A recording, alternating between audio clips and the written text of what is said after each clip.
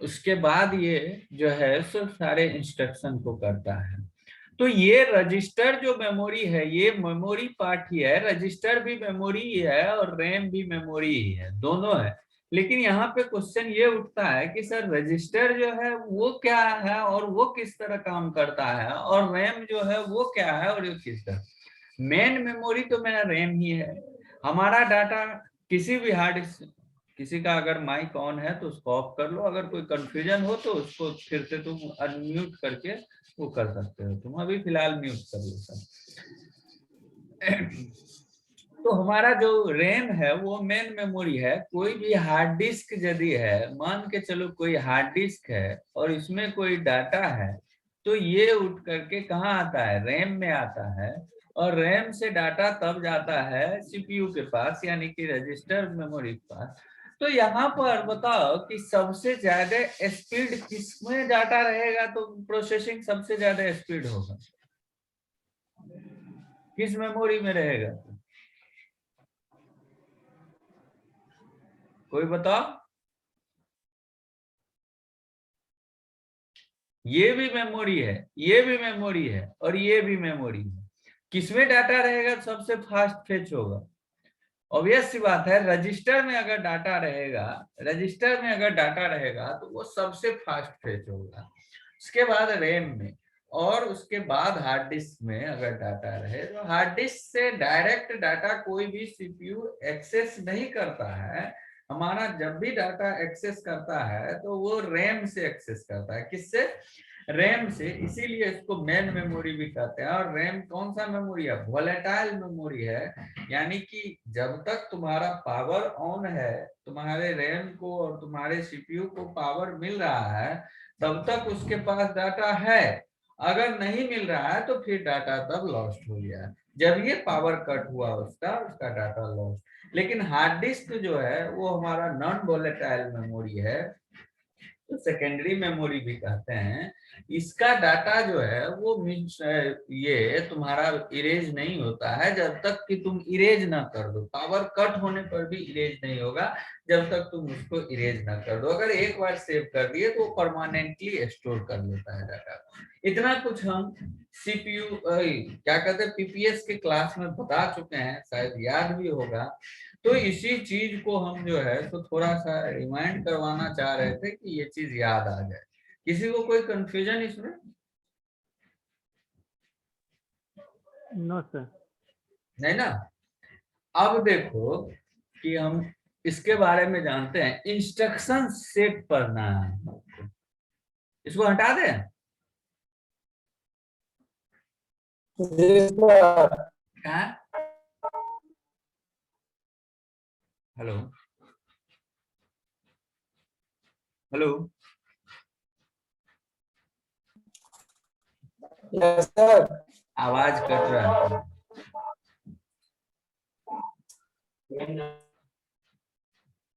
अब हम जानते हैं इंस्ट्रक्शन सेट आर्किटेक्चर के बारे में।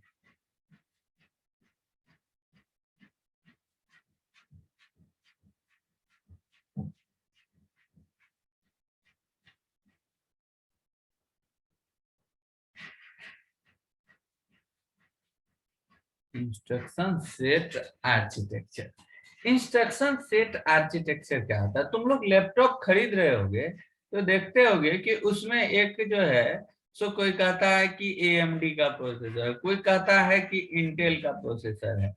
कभी खरीदने गए हो मार्केट तो ये चीज देखते होगे। तो AMD और इंटेल क्या दोनों सेम चीज है? दोनों तो प्रोसेसर कंपनी है, प्रोसेसर ही बना रही है, तो क्या दोनों सेम चीज है? देखो है तो प्रोसेसर दोनों, लेकिन इसका instruction set, both instruction set, both instruction sets, instruction sets are different. यानी कि जो भी कोई प्रोसेसर कंपनी है, जो भी कोई प्रोसेसर है, वो प्रोसेसर का इंस्ट्रक्शन सेट जो होता है वो सबका अपना अपना अलग अलग डिफरेंट होता है। कभी भी इंटेल का इंस्ट्रक्शन सेट एएमडी से 100% मैच नहीं कर सकता है, एएमडी का इंस्ट्रक्शन सेट 100% इंटेल से मैच नहीं कर सकता है। जैसे कि तुम्हारे पढ़ने का तरीका अलग है, हमारे पढ़ने का तरीका अलग है, हमारे पढ़ाने का तरीका अलग है, किन्हीं और सर का पढ़ाने का तरीका अलग है। मान के चलो कंप्यूटर आर्किटेक्चर ही हम पढ़ा रहे हैं और कंप्यूटर आर्किटेक्चर ही कोई और सर पढ़ा रहे हैं, तो ऐसा नहीं है कि हमारे पढ़ाने का जो शैली है वही पढ़ाने का शैली उनका होगा या जो उनका है वो हमारा होगा। दोनों आदमी का डिफरेंट डिफरेंट होगा। लेकिन होता क्या है कि स्टूडेंट समझना चाहिए, हम भी कोशिश करते हैं कि हम अपने भाषा में तुमको समझाने का कोशिश करते हैं, दूसरे सर भी हैं वो भी अपने भाषा में समझाने का कोशिश करते हैं। लेकिन दोनों टीचर का गोल यही है कि हमारा स्टूडेंट 100% किसी भी बात को समझ जाए, कोई भी चीज अगर पढ़ा रहे हैं तो उसको 100% वो गेन कर ले, यही गोल होता है हम लोग का। तो उसी तरह से AMD हो या इंटेल हो, दोनों प्रोसेसर का गोल वही है, जो भी हमारा इंस्ट्रक्शन है उसको फॉलो करना, जो भी हमारा प्रोसेसिंग है उसको कंप्लीट करना। लेकिन दोनों अपने डिफरेंट डिफरेंट इंस्ट्रक्शन सेट के थ्रू कंप्लीट करता है। इंटेल का अपना अलग इंस्ट्रक्शन सेट है और AMD का अपना अलग इंस्ट्रक्शन सेट है। जैसे पढ़ने का ही है, तुम यदि पढ़ना चाहो तो तुम हो सकता है कि पहला चैप्टर के बाद तीसरा चैप्टर पढ़ो, तीसरा के बाद पांचवा पढ़ो, कोई और स्टूडेंट है दूसरा के बाद चौथा पढ़े, चौथा के बाद छठा पढ़े, लेकिन लास्टली दोनों को सारे का सारा चैप्टर को कंप्लीट कर देना है। वही चीज हमारा यहाँ पे भी है, हमारे प्रोसेसर में भी है कि प्रोसेसर मैन्युफैक्चरिंग कंपनी अलग अलग हो, दोनों का इंस्ट्रक्शन सेट अलग अलग होता है, लेकिन दोनों का गोल एक ही होता है। कोई कंफ्यूजन इसमें? No sir. अब देखो, हम बताना चाह रहे हैं कि आखिर इंस्ट्रक्शन सेट होता क्या है, इंस्ट्रक्शन सेट क्यों यूज करते हैं, किस लिए यूज करते हैं। तो हमारा जो असेंबली लैंग्वेज, तुम लोग माइक्रो प्रोसेसर पढ़ चुके हो, हम पिछली क्लास में बोले थे कि माइक्रो प्रोसेसर को पढ़ के आना अच्छे से। तो माइक्रो प्रोसेसर अगर पढ़ चुके हो तो उसमें एक मेनूमेनिक कोड की बात आई होगी, मेनूमेनिक कोड की बात आई होगी। और हमारा जो भी कंप्यूटर है वो मशीन कोड को समझता है। क्या? मशीन कोड को समझता है। तो हमारा इंस्ट्रक्शन सेट जो होता है वो सेट ऑफ असेंबली लैंग्वेज, यानी कि मेनूमेनिक कोड का सेट है वो, जिसको जो है सो मशीन कोड में वो पार्टिकुलर कंपोनेंट को रिप्रेजेंट करता है, मशीन कोड में पार्टिकुलर कंपोनेंट को रिप्रेजेंट करता है, यानी कि collection of machine language instruction भी कह सकते हैं। और हमारा जो भी कोई इंस्ट्रक्शन सेट है वो मशीन डिपेंडेंट होता है। मशीन डिपेंडेंट समझते हो कि किसी मशीन के लिए अगर वो इंस्ट्रक्शन सेट है तो ये तुम नहीं कह सकते हो, किसी सिस्टम के लिए अगर, किसी कंप्यूटर के लिए, किसी प्रोसेसर के लिए अगर कोई इंस्ट्रक्शन सेट है तो ये तुम नहीं कह सकते हो कि ये दूसरे प्रोसेसर के लिए या दूसरे सिस्टम के लिए भी यही इंस्ट्रक्शन सेट होगा। प्लेटफॉर्म डिपेंडेंट और प्लेटफॉर्म इंडिपेंडेंट हम सी लैंग्वेज जब पढ़ा रहे थे तो उस टाइम में इसका जिक्र किए थे कि प्लेटफॉर्म डिपेंडेंट वो होता है जो किसी भी प्लेटफॉर्म के लिए स्पेसिफाइड तरीके से बनाया गया है, वही प्लेटफॉर्म डिपेंडेंट होता है।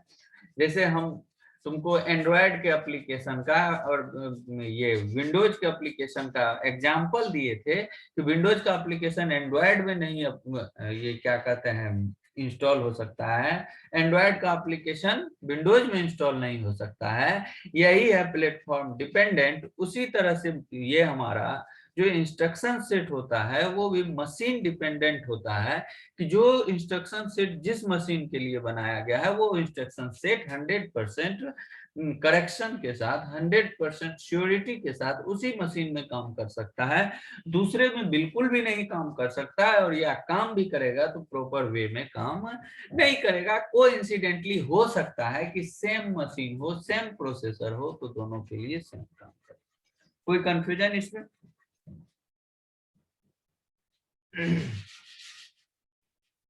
कोई कंफ्यूजन किसी को? नो नहीं।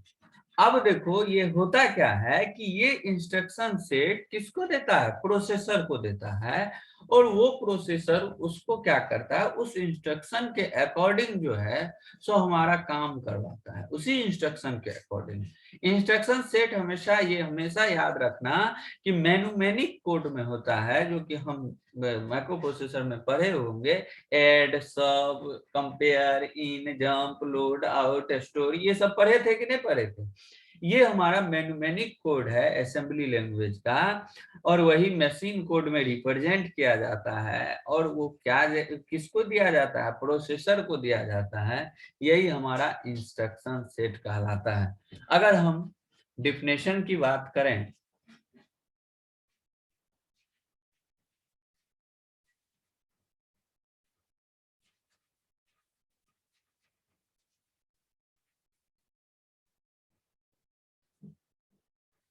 इसको हम डिफाइन कर सकते हैं, set of assembly, set of assembly language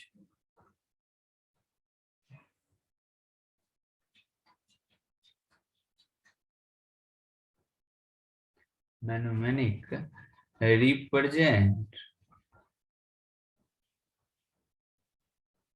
represent the machine code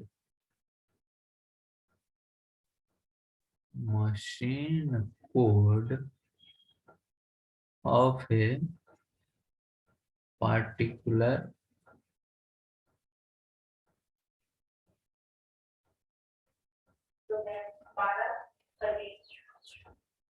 component।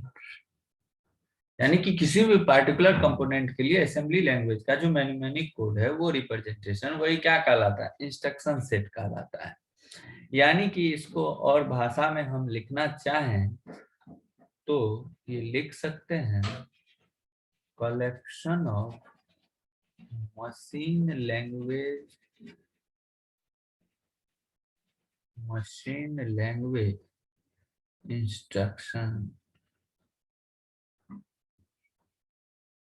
Instruction के सेट को ही तो इंस्ट्रक्शन सेट कहेंगे, और ये हमेशा मशीन डिपेंडेंट होता है। क्या होता है, मशीन डिपेंडेंट होता है।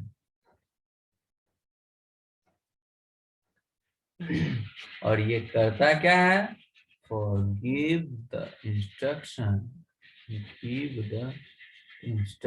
किसको देता है, इंस्ट्रक्शन जी, है, गिव द इंस्ट्रक्शन किसको देता है,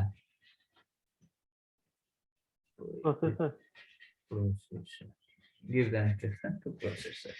ठीक है, यही चीज होता है हमारा इंस्ट्रक्शन सेट। अब कुछ एग्जाम्पल है इंस्ट्रक्शन सेट का, अगर तुम लोग को याद हो तो उसको देख लेते हैं हम लोग। Example of instruction set.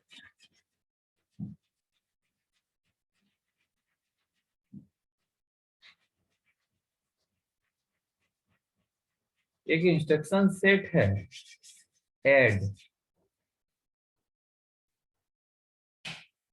ये क्या करता है, ये दो नंबर को, ये तुम्हारा न्यूमेरिक कोड है, ये जो तुम ऐड देख रहे हो, ये तुम्हारा न्यूमेरिक कोड है, यानी कि असेंबली लैंग्वेज में है। सी को याद करो, पहले high level language assembly language में कन्वर्ट होता था, और तब असेंबली लैंग्वेज जाकर के मशीन लेवल लैंग्वेज में कन्वर्ट होता था। वही machine assembly level language numeric code भी कहलाता है। Add two number together, two number together, जो है तो कंपेयर, कंपेयर क्या करता है,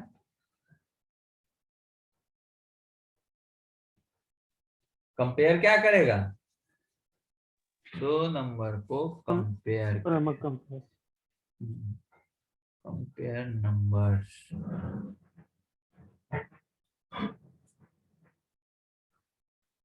एक होता है इन, नाम से ही क्लियर है, इनका मतलब क्या है, कोई भी डिवाइस से कोई भी इंफॉर्मेशन को जो इनपुट करेंगे, जैसे कीबोर्ड क्या है, इनपुट डिवाइस है कि नहीं है, कीबोर्ड, माउस क्या है, इनपुट डिवाइस है कि नहीं है।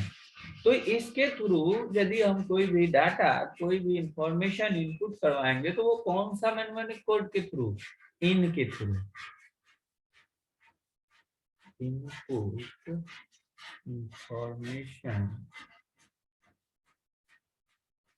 इंफॉर्मेशन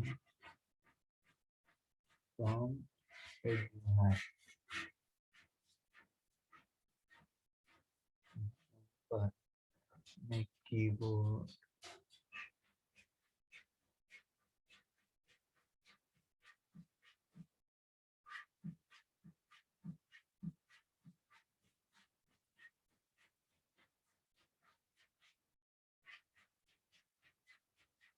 होता है जंप, जानते हो इसके बारे में? No sir. Jump statement C में पढ़े थे। जंप का हिंदी क्या होता है, कूदना, यही ना होता है जी। जंप का मतलब कूदना, यानी कि यहाँ से वहां, वहां से वहां। तो किसी भी रैम में अगर रैम के किसी भी एड्रेस में इस एड्रेस से उस एड्रेस पे जाना, उस एड्रेस से उस एड्रेस पे जाना, तो यही क्या कहलाता है, जंप स्टेटमेंट कहलाता है। तो यही इसका काम है कि अगर कहीं ब्रेक व्रेक, याद करो, ब्रेक, गो टू, ये सब जंप स्टेटमेंट में आता था, सी में अगर पढ़े होगे तो। ठीक है। तो उसी तरह हमारा जंप जो है, जंप क्या करता है, जंप टू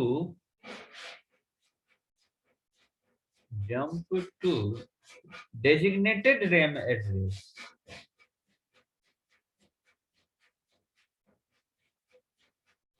एक जगह से दूसरे जगह जो होता है वो जंप करता है। अब जंप में ही एक चीज और है, वो क्या है, कंडीशनल जंप। जैसे इफ इल्स पढ़े थे ना, वो कौन सा कंडीशनल स्टेटमेंट था ना। वो क्या होता है कि जब कोई कंडीशन के साथ जंप करे तो वो जंप इफ होता है। यानी कि कंडीशनल स्टेटमेंट,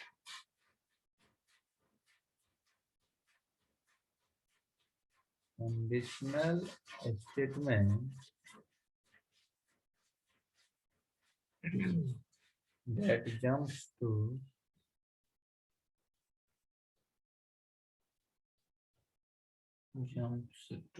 a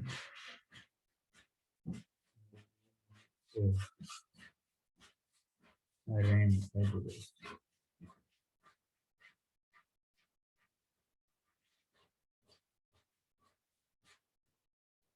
आया समझ में? कोई कंफ्यूजन इसमें किसी को भी?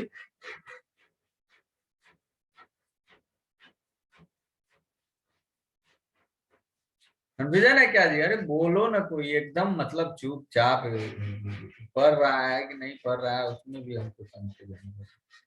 ऑनलाइन करके छोड़ दिया है, कुछ समझ में नहीं आ रहा है।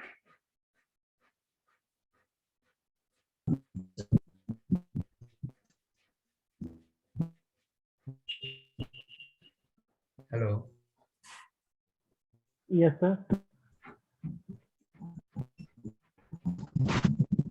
कितना आदमी अभी ऑनलाइन हो, हैंड रेज करो तो, यस सर। हैंड रेज करो तो। Yes sir.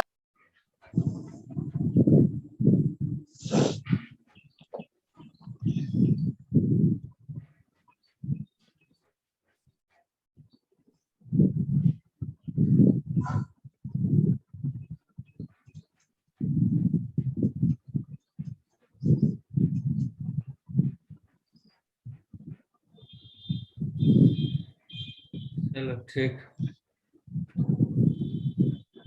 ये समझ में आया सब?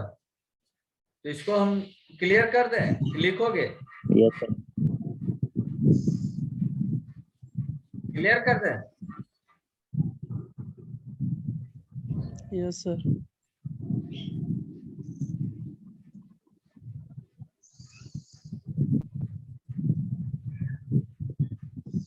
ये बंद करो, किसका बज रहा है?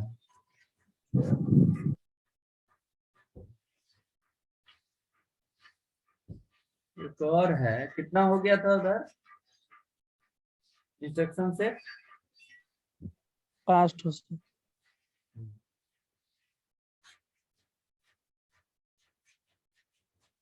एक है आउट, इन हो गया है, एक आउट होता है।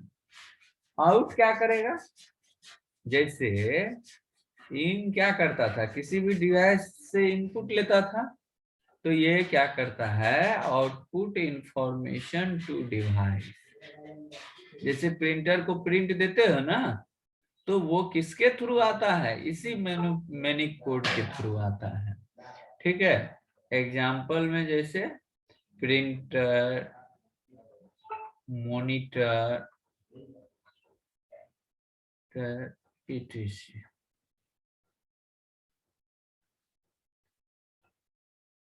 एक होता है लोड।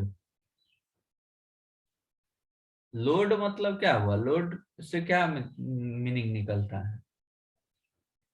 यानी कि डाटा कहां से कहां लोड होता है। अभी तुरंत बताए हैं, सीपीयू आर्किटेक्चर जो बता रहे थे कि रैम से किसमें जाता है? सीपीयू में, प्रोसेसर में जाता है कि नहीं जाता है? तो यही लोड इंस्ट्रक्शन का ही काम है कि लोड इंफॉर्मेशन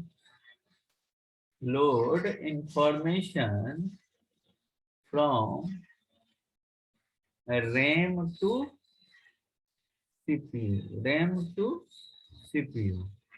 उसी तरह से एक और इंस्ट्रक्शन सेट है स्टोर। तो अब स्टोर का मतलब क्या हुआ? सेव करना। ये कहां से कहां होगा? तो सीपीयू से किस में आएगा? रैम में। तो ये इसका मतलब हुआ store information from CPU to RAM, CPU to RAM. इसमें कोई कंफ्यूजन किसी को? No sir. एकदम क्लियर है? Yes sir. अब देखो, इसको लिख लो। ये देखो, ये बहुत इंपॉर्टेंट चीज है, इसको लिख लो।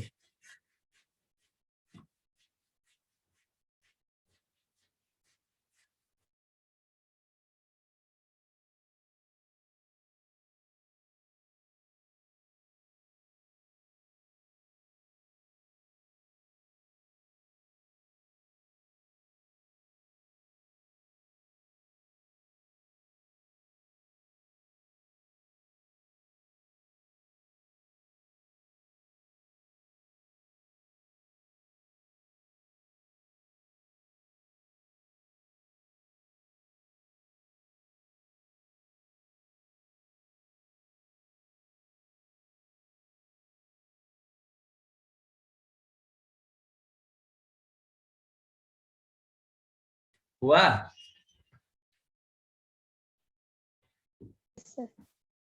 अब देखो, एक चीज और है, मेजर पार्ट ऑफ इंस्ट्रक्शन। यानी कि इंस्ट्रक्शन में होता क्या सब है?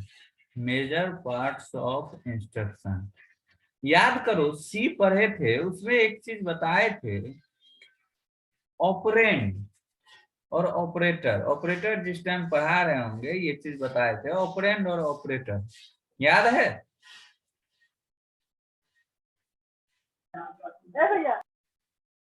तो इसमें भी मेजर पार्ट ऑफ इंस्ट्रक्शन में दो चीज होता है। एक होता है ओपी कोड, ओपी कोड, और एक होता है ऑपरेंड। ओपी कोड और ऑपरेंड। ये ओपी कोड का मतलब क्या होता है कि जो भी ऑपरेशन हम परफॉर्म करना चाहते हैं, जो भी ऑपरेशन हम परफॉर्म करना चाहते हैं, वो कौन दिखाता है? ओपी कोड ही। जैसे ऐड करना है, सब्ट्रैक्ट करना है, लोड करना है, स्टोर करना है, जंप करना है, कंडीशनल जंप करना है, या सो जो भी इंस्ट्रक्शन करना है, उसमें ऑपरेशन क्या परफॉर्म करना है वो कौन बताता है? तो ओपी कोड बताता है। यानी कि इसका मतलब हुआ specified operation to be perform, जो भी ऑपरेशन हमको परफॉर्म करना है वो किसके थ्रू आता है, तो ओपी कोड के थ्रू आता है। और अब बात आया ऑपरेंड का। ऑपरेंड वहां याद करो, ऑपरेंड और ऑपरेटर, तो ऑपरेटर के तरह है यहाँ पर ओपी कोड। सीधा देखो, ये जो तुम देख रहे हो ओपी कोड, ये तुम्हारा ऑपरेटर के तरह देखो, उस नजर से देखो, और इसको तो ऑपरेंड के नजर से ही देखो। तो ऑपरेटर क्या करता था, क्या करना है, क्या परफॉर्म करना है, वो चीज डिसाइड करता था, ये ऑपरेंड है। और ये ऑपरेंड क्या करता था, किस डाटा पर प्रोसेसिंग करना है। जैसे याद करो यहाँ पर ए प्लस बी करते थे, तो ये दो जो था इसके बारे में बताए थे कि ये ऑपरेंड है, ये ऑपरेंड है। और ये जो है प्लस सिंबल ऑपरेटर जो था, ये ऑपरेटर था।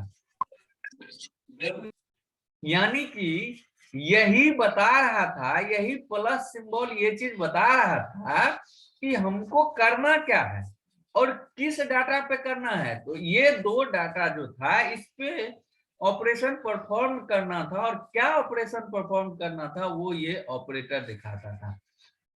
वही चीज यहाँ भी है कि ओपी कोड इस चीज को दिखाता है कि हमारा ऑपरेशन कौन सा परफॉर्म करना है, और ऑपरेंड ये चीज दिखाता है कि किस डाटा पे वो ऑपरेशन परफॉर्म करना है, किस डाटा पे वो ऑपरेशन परफॉर्म करना है। यानी कि which data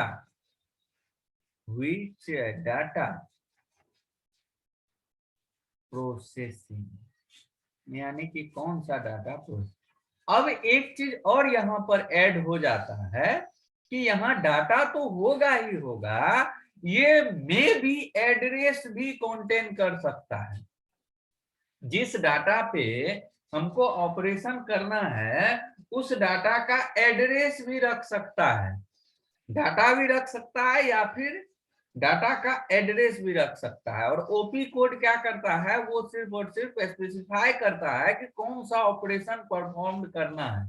ऑपरेंड क्या करता है, किस डाटा पे परफॉर्म करना है, किस डाटा पे ऑपरेशन करना है, या तो वो डाटा होगा या उस डाटा का एड्रेस होगा। क्लियर है?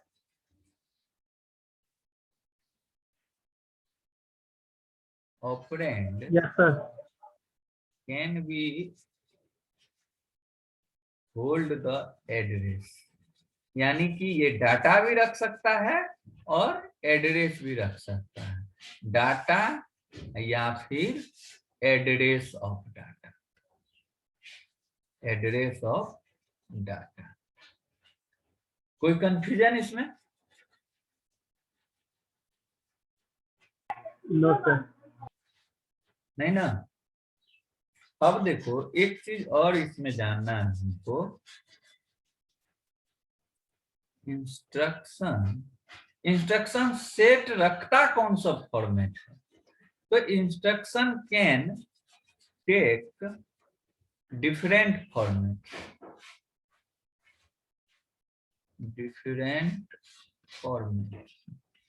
क्या सब डिफरेंट फॉर्मेट रखता है, ये हो सकता है कि अभी पूरा समझ में ना आए, लेकिन आगे जब हम पढ़ेंगे तो पूरा समझ में आ जाएगा। एक ये रखता है इंस्ट्रक्शन लेंथ क्या है, इंस्ट्रक्शन का लेंथ क्या है, इस चीज को जानना जरूरी होता है कि जो इंस्ट्रक्शन हम दे रहे हैं उसका लेंथ क्या है। एक होता है कि इंस्ट्रक्शन टाइप क्या है, द इंस्ट्रक्शन टाइप, किस टाइप का इंस्ट्रक्शन हम दे रहे हैं, इंस्ट्रक्शन टाइप। और एक रखता है कि लेंथ और पोजीशन, लेंथ और पोजीशन जो है ऑपरेशन कोड का वो इंस्ट्रक्शन में कहां, यानी कि length and length and position of operation, length and position of operation code in an instruction, in an instruction। और कुछ रखता है, नंबर और लेंथ जो है ऑपरेंड का या ऑपरेंड के एड्रेस का रखता है। यहां पे लिख दें the number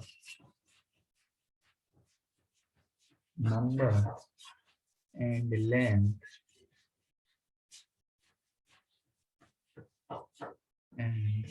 length of operand address.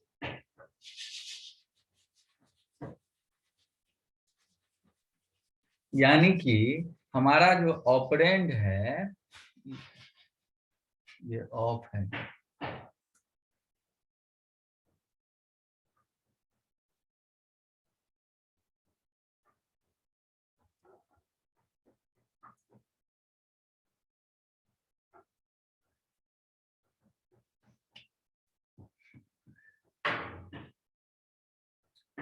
यानी कि हमारे ऑपरेंड का जो एड्रेस है या ऑपरेंड जो है उसका नंबर क्या है, लेंथ क्या है, इस चीज को रखता है। इंस्ट्रक्शन सेट जो है, इंस्ट्रक्शन क्या सब फॉर्मेट रख सकता है, तो इंस्ट्रक्शन का लेंथ क्या है वो जानेगा, इंस्ट्रक्शन का टाइप क्या है वो जानेगा, ओपी कोड का जो है सो लेंथ क्या है, पोजीशन क्या है वो जानेगा, ऑपरेंड का नंबर क्या है, लेंथ क्या है वो जानेगा। ये सारा चीज एक इंस्ट्रक्शन का फॉर्मेट है। आया बात समझ में? आया समझ में बात? सर एक एग्जांपल दे थे। एग्जाम्पल आगे हम फिगर में दिखाते हैं इसको, ठीक है।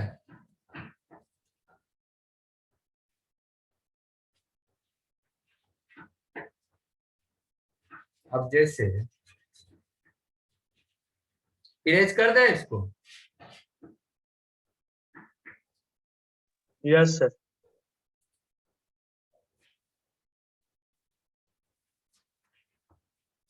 एक चीज जानते हैं, इससे ये क्लियर हो जाएगा। एड्रेसिंग मोड, ये एड्रेसिंग मोड होता है।